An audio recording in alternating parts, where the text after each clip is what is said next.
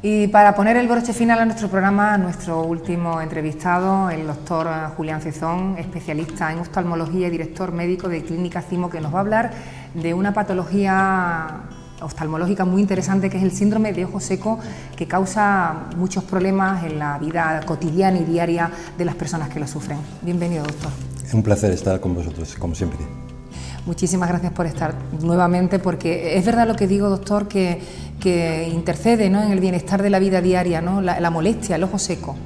Bueno, pues como muy bien has dicho, el síndrome de ojo seco, porque realmente hay que puntualizar que el ojo seco es una enfermedad, hay que tomárselo no como una banalidad, sino como una verdadera enfermedad. A nivel internacional hay un organismo que es el DIUS, que es el Taller de Estudio del Ojo Seco, es un taller internacional, y realmente califica el ojo seco como una enfermedad que afecta a la película lagrimal, afecta a la superficie del ojo, produce muchas molestias, baja la calidad de vida del paciente, pero lo que es más importante, puede producir grandes daños en los ojos. Por lo tanto, es una enfermedad y hay que tomárselo como tal. ¿Y es muy frecuente? Frecuentísimo. Yo diría que en la consulta hasta un 30-35% de las consultas están relacionadas con un problema de sequedad. Estadísticamente se habla de un 5 hasta un 30% a nivel España de afectación de pacientes con ojo seco. ¿Puede llegar a ser grave, doctor? Afortunadamente es una enfermedad leve, generalmente es una enfermedad leve, pero es cierto que puede llegar a ser no grave, muy grave. Y además se suele asociar también a otro tipo de enfermedades importantes. La lágrima, para que nos entiendan los telespectadores, es fundamental para el funcionamiento del ojo. Yo siempre digo que es como limpiaparabrisas de un automóvil. Si intentamos limpiar el parabrisas sin tener un líquido, vamos a rascar. Pues algo parecido ocurre con nuestros párpados. Nosotros cada vez que abrimos y cerramos los ojos, y los abrimos y cerramos 20.000 veces al día, 20.000 veces, cada vez que hacemos eso producimos un líquido que no solamente es agua, sino que es agua, sales minerales, antibióticos naturales, aceite, todo eso es la película lagrimal y eso es lo que protege el ojo. Si no tuviéramos lágrima no podríamos vivir, no podríamos ver, no se puede ver, y de hecho personas que tienen una enfermedad muy grave sin lágrima alguna, realmente muchas veces incluso hay que cerrar los ojos porque no podrían vivir. ¿Y por qué se produce esta enfermedad? Las causas son muy variables. La primera, sin duda, es la edad. Evidentemente vamos teniendo menos lágrima con la edad. La segunda causa es el sexo, y aquí lo siento, Lucía, pero estáis desprotegidas a partir de los 45 o 50, disminuyen los estrógenos y baja la calidad de la lágrima. Pero luego hay factores ambientales, trabajamos hoy en día con ordenadores, tabletas, teléfonos, y entonces parpadeamos hasta 7 veces menos de lo normal, y eso va a producir sequedad. Los factores ambientales, el aire acondicionado, la calefacción, el tabaco, y luego factores propios como puede ser la diabetes u otra serie de enfermedades. También la toma de medicamentos, y esto es muy curioso porque ahora, por ejemplo, en esta época estamos ya en feria, con las alergias se toman muchas medicinas antihistamínicos que producen sequedad, es decir, hay medicamentos para el acné también que producen sequedad. Y luego una serie de enfermedades muy graves como pueden ser la artritis reumatoide, el síndrome de Sjögren, que se asocian a estos problemas de sequedad. ¿Y cuál es el síntoma que es más característico, que con mayor frecuencia refieren en los pacientes en vuestro centro? Yo diría que el primer síntoma es esa sensación de arenilla que dice el paciente, ¿no? Tengo la sensación de que tengo algo, que se me ha metido algo dentro del ojo, y sobre todo por las mañanas. Luego al cabo del día empezamos a parpadear y se va aliviando, pero esa sensación de arenilla sería el primer síntoma. El segundo síntoma sería el enrojecimiento de los ojos. Y claro, hay tantas cosas que producen enrojecimiento que muchas veces se suele confundir un problema de ojo seco con un problema de conjuntivitis, etc. Entonces, enrojecimiento muy frecuente. Visión borrosa es también un síntoma bastante habitual. Y algo que me gustaría recalcar porque es paradójico, muchos pacientes vienen a la consulta y lo que tienen es un exceso de lágrima, es decir, lagrimean mucho y entonces no relacionan el problema del ojo seco, paradójicamente. Y el motivo por el que muchos pacientes que tienen ojo seco tienen mucho lagrimeo es porque ya están en un estadio en el que el ojo se ha secado mucho, se producen pequeñas heriditas y eso produce un aumento de lagrimeo. pero realmente es falso. Ese paciente tiene un ojo seco a pesar de que está lagrimeando mucho. Claro. ¿Qué se debería de hacer entonces cuando tenemos esos primeros síntomas y a quién deberíamos recurrir? Porque hay personas que, bueno, que van a la farmacia para que allí le solicitar y contar el problema que tienen, hay quien va a un óptico, o realmente a quien deberíamos de ir sería a un médico, a un especialista en oftalmología. Bueno, esto es muy curioso, Lucía, porque como en muchas cosas en este país todo el mundo sabe de medicina, todo el mundo tiene a alguien que le va a diagnosticar lo que le ocurre. Oye, es que me pica, eso es un ojo seco, ponte este colirio que a mí me va fenomenal. Automáticamente este paciente acude al doctor Internet, el doctor Internet llega a la conclusión 100% de que tiene un ojo seco y se va a la farmacia. Y en la farmacia pues le van a dar un colirio y bueno, pues son muy buenos profesionales, pero realmente no tienen el conocimiento para saber qué tipo de colirio sería el ideal. Y el paciente se empieza a automedicar y se empieza a poner una lágrima, porque al fin y al cabo, como todos son iguales, y se pone una lágrima. Y bueno, pues nota un poquito de fresquito, pero realmente sigue con los mismos problemas. Entonces vuelve al doctor Internet para ver si realmente estaba acertado, hace algún pequeño cambio, acude a la farmacia y le dan otro colirio. Y esto parece increíble, pero esto es lo que suele ocurrir normalmente. Entonces mi consejo es que cuando tengan este tipo de síntomas, lo que tienen que hacer es acudir a su médico oftalmólogo. Claro, ¿cómo se diagnostica? Bueno, pues no es fácil diagnosticarlo. Diagnosticarlo bien, quiero decir, ponerle la etiqueta exacta y el tratamiento correcto. Pero es verdad que, primero, un óptico preparado, un óptico que está acostumbrado a poner lentes de contacto, por ejemplo, realmente él ya tiene cierta capacidad para hacer un buen diagnóstico. Un médico general puede hacer un buen diagnóstico.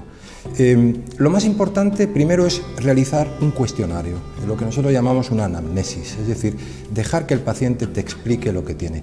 Sí podemos dirigirlo muy bien, hay un test que se llama el test OSDI, que es un test internacionalmente aprobado, que son 12 preguntas muy sencillas, ¿no?, que se le preguntan al paciente del tipo: ¿tiene usted visión borrosa en ciertos momentos? ¿Ha tenido problemas para conducir especialmente de noche?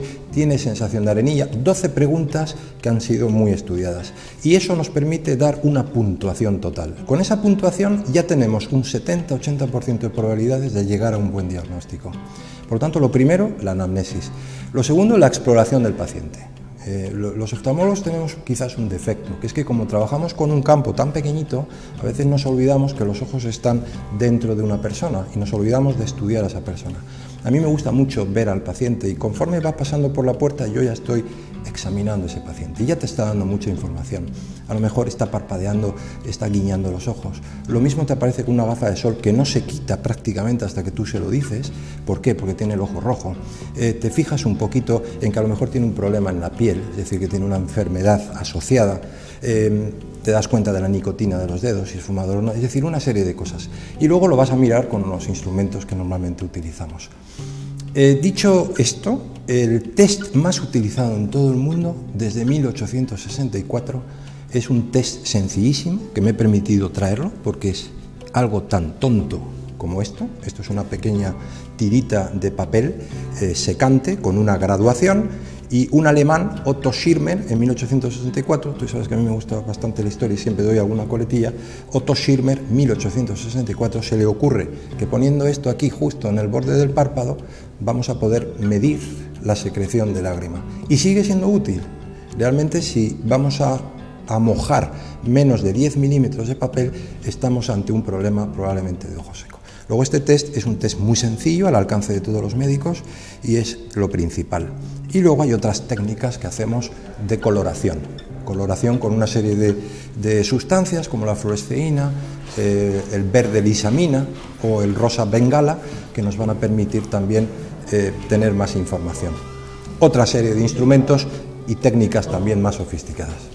Hay pruebas, aunque estamos hablando de que este test muy simple, pero que a lo largo de los años es un test que da muy buenos resultados para saber el nivel de lágrima, ¿hay pruebas mejores que otras para detectar esta enfermedad?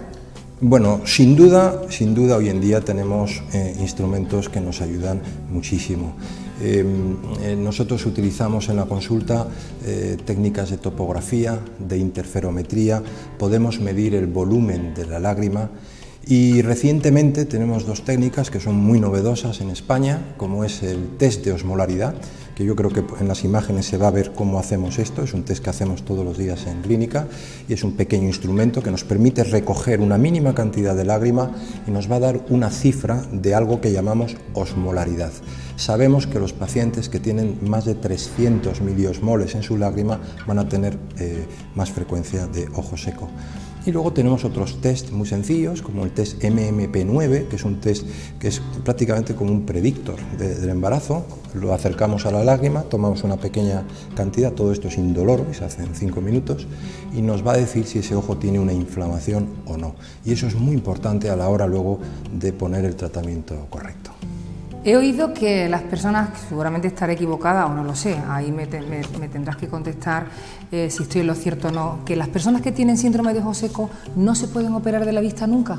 Bueno, la verdad es que casi nunca estás equivocada, Lucía, porque lo que acabas de decir es muy cierto y hay personas que, por ejemplo, se quieren operar para quitarse las gafas mediante una técnica refractiva, como es la cirugía LASIK, y que a lo mejor tienen un ojo seco moderado, o sea, no muy importante, de vez en cuando se pone una lágrima, etcétera. Bueno, pues ese paciente a lo mejor no se debería operar con LASIK, porque esta técnica va a empeorar este problema del ojo seco.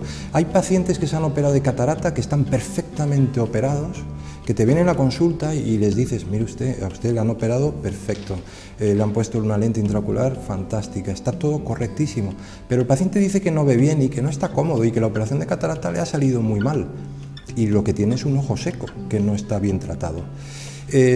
Por lo tanto, cuidado con el ojo seco porque puede hacer que cirugías normales no sean tan positivas. Y luego, pues hay pacientes que evidentemente no pueden tener problemas de inflamación por culpa de este ojo seco, por la inflamación que pueden tener en cirugías de cualquier otro tipo.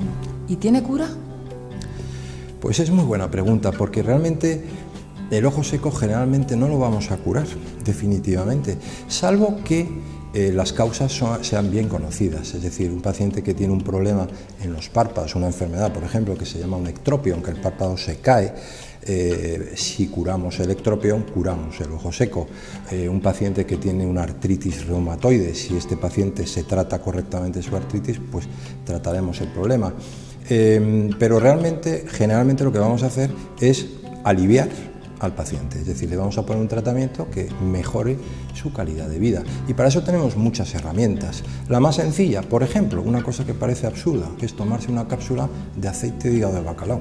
Pues fíjate qué cosa más tonta, ¿no? Eso es cuando se lo digo a personas de cierta edad se ríen, ¿no? Porque se lo tomaban en la posguerra para otras cosas. Pero bueno, el aceite de hígado de bacalao tiene omega 3, omega 6, DHA, que es muy bueno para la producción del aceite que tiene la película lagrimal. Es una forma muy sencilla de mejorar la calidad de la lágrima. Luego hay otra serie de cosas muy fáciles, por ejemplo estos antifaces que se encuentran en farmacias. Este, por ejemplo, está relleno de pepitas de uva, se introduce en un microondas, se calienta y esto tiene un tacto muy agradable, se pone en los ojos durante 10 minutos y este calor va a hacer que el aceite de los párpados fluya mucho mejor y va a mejorar la calidad de la lágrima. Y por supuesto, luego una serie de consejos que habría que dar a los usuarios de tabletas, ordenadores. Hay que tener una serie de medidas de descanso y utilizar las lágrimas que tenemos en el mercado. Claro.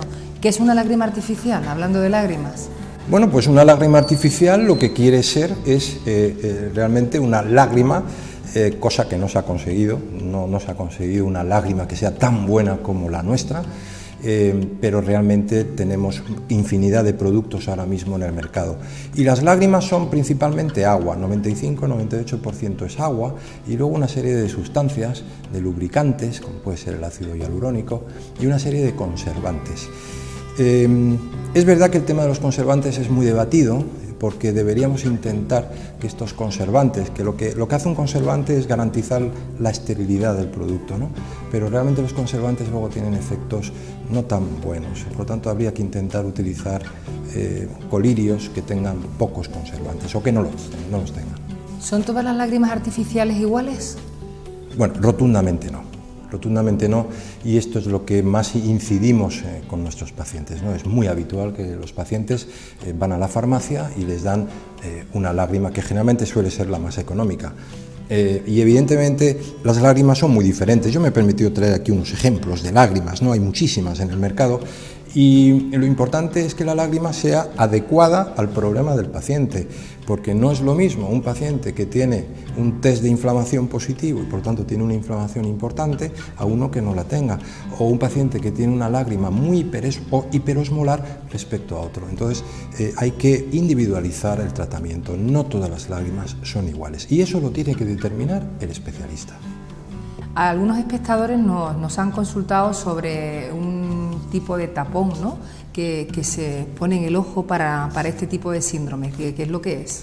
Sí, cuando nosotros hablamos de los tapones, el paciente se queda muy sorprendido, ¿no?, porque suena muy raro, ¿no?, poner un tapón en el ojo, pero realmente es lo que es. Un tapón es sencillamente un microtapón que lo que pretende es tapar el punto lagrimal. El punto lagrimal es un pequeño orificio que tenemos todos aquí en el interior de nuestro párpado y es el desagüe natural de la lágrima, porque la lágrima, una vez que hemos parpadeado, tiene que ir a cierto sitio y el sitio correcto es el desagüe natural, que es el punto lagrimal.